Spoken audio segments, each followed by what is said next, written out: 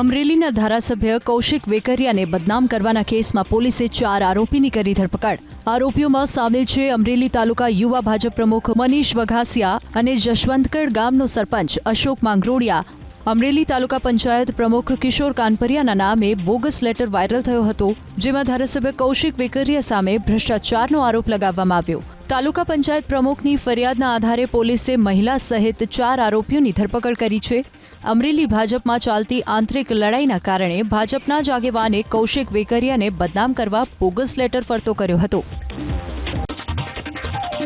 અમરેલીના ધારાસભ્ય કૌશિક વેકરિયાને બદનામ કરવાના કેસમાં પોલીસે 4 આરોપીની કરી ધરપકડ। આરોપીઓમાં સામેલ છે અમરેલી તાલુકા યુવા ભાજપ પ્રમુખ મનીષ વઘાસિયા અને જશવંતગઢ ગામનો સરપંચ અશોક માંગરોળિયા।